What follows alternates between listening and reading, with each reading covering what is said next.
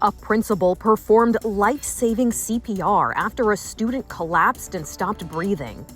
Jody Sowards says he wasn't sure what was going on when a colleague told him he needed to come help a student.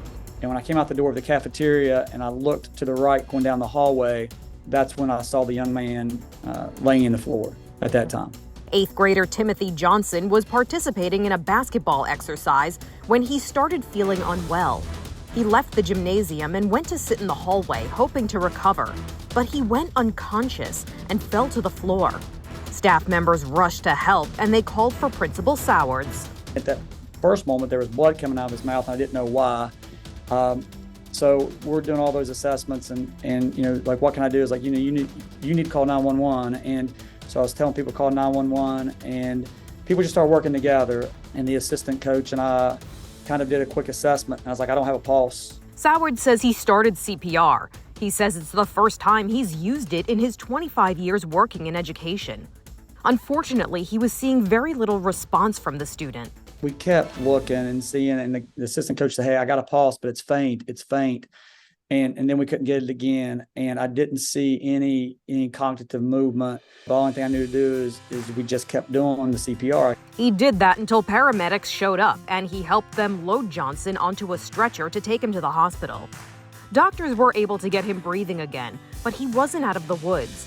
One of his arteries wasn't pumping enough blood. He was sedated to help him recover, and later he was moved to a children's hospital. But I didn't know, is there problems cognitively? How long was this kid without oxygen? Are there going to be any long-term effects? Those sort of things. And I didn't have an answer that night. Sowards says he was relieved when more than a week later, Johnson unexpectedly showed up at the school with his mother for a visit.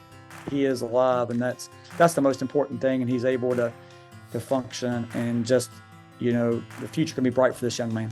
Johnson is still recovering and hasn't returned to school yet, but he did show up to attend a ceremony where Principal Sowards was honored with the Superintendent's Superhero Award for his actions that saved this student's life. To me, it's not hero worthy, I guess. It's just something I'm supposed to do. I was here at the right moment, at the right time, and God's got a plan.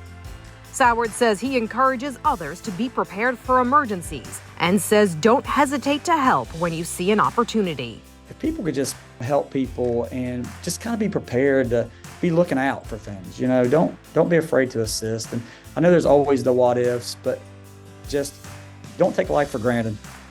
For Inside Edition Digital, I'm Mara Montalbano.